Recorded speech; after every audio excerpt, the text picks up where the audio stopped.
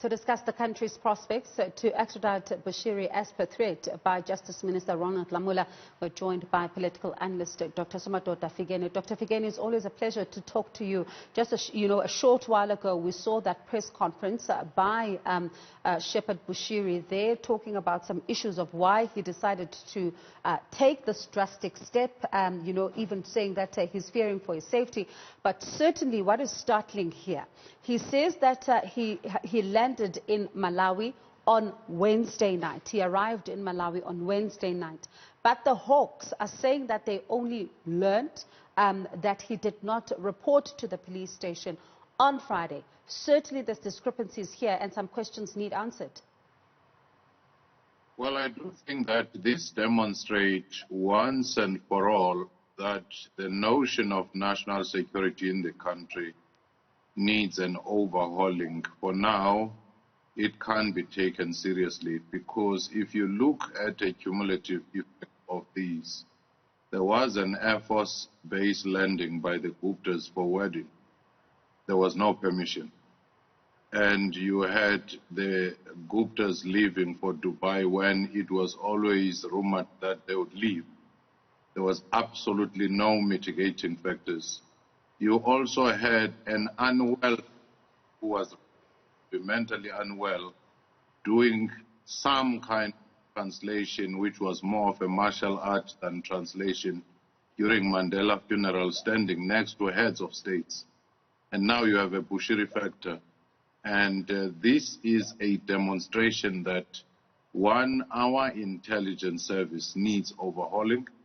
Our criminal justice system needs major changes to issues quite seriously. For now, corruption has actually ravaged most of these, and political, machinations as well.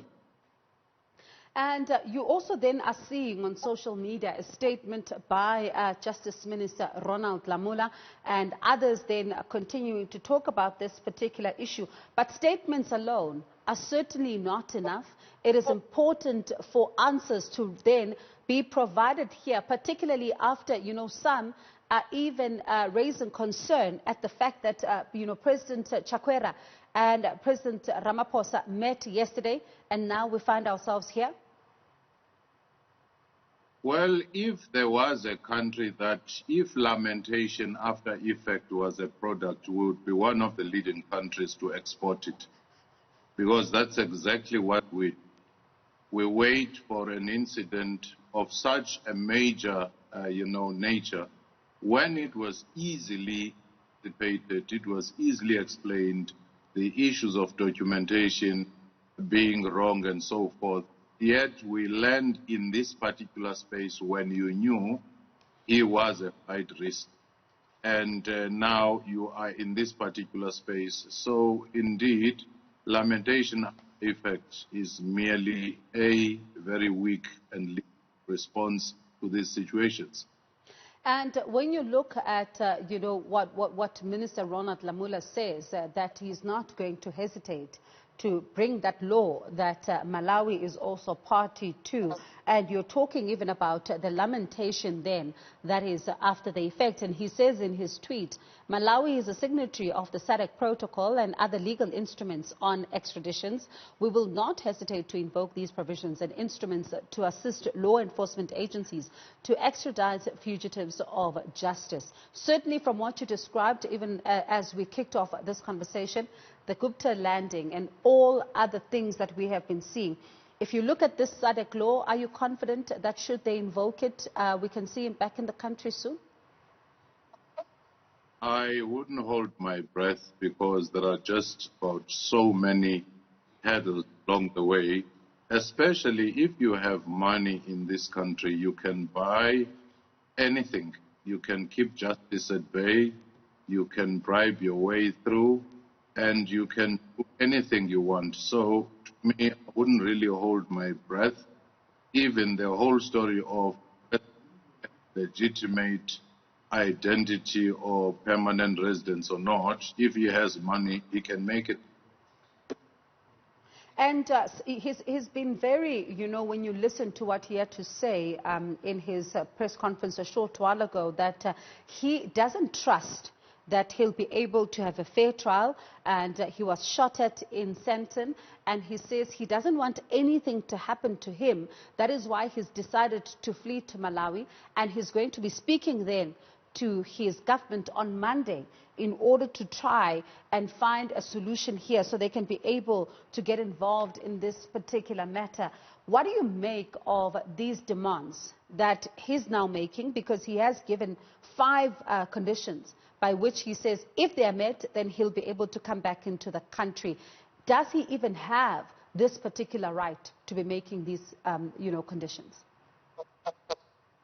Well, if you violate the bail conditions and then you're outside the country and you then keep and give demands and say states should negotiate, that's an over-exaggerated sense of influence because some law has been violated, and therefore that is what ought to be addressed. And if South Africa was to enter into that kind of bargaining, then any other person who happened to be rich will come, violate, and go to another country. Isn't it the same thing that voters are making from Dubai to say, we have these 10 conditions, first meet them? Where on earth, even smaller countries by size, do you ever find such laxity, such elastic interpretation of national security? You won't find it in many places, except in failed states. I know that you had some tough words, particularly for the criminal justice system. I want to ask you this. There is, a statement that was made by a legal expert that we spoke to just a short while ago who said this is an insult on South Africa's criminal justice system. What do you make of that statement? Actually, it is more than that. You begin to wonder whether South African notion of national security, sovereignty and borders does exist on paper. Because when you look at the numbers where this is violated willy-nilly with such laxity, then you begin to wonder. If you do have insurgents in the neighboring countries such as Mozambique, and you are told that you may have sleeper cells of people who are involved with ISIS in the country, then you begin to wonder whether you national interest, national security, or any other thing that all other countries seem to comply with. You go next door to Botswana, you'd never find something of this nature because law is law. And should the Malawian government be entertaining these demands? Well, I do think that if he has influence there, they might even try to influence the demands. Also remember that the new president is also a charismatic priest, and they might actually have affinity in a sense. So he may try, but again, if you set such a precedent within the region, then you might as well just relax all the laws that may hold people who are wanted for any criminality, at bay.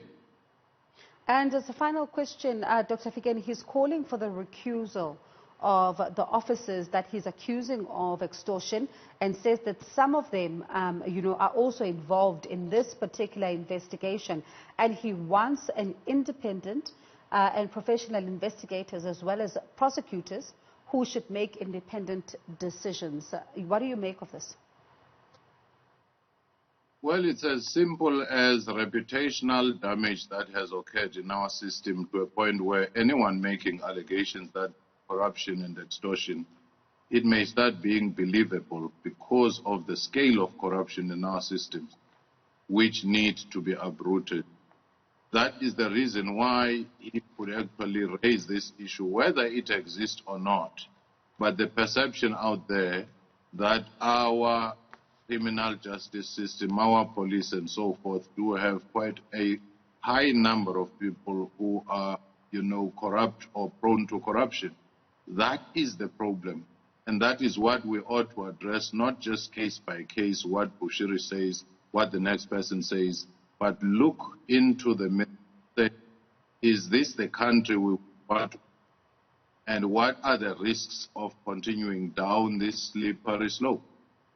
All right. Thank you so much for your time tonight, and certainly that's really some great insights as we look into the latest developments around Prophet Shepherd Bushiris. That's Dr. Somadoda Fikeni, a political analyst.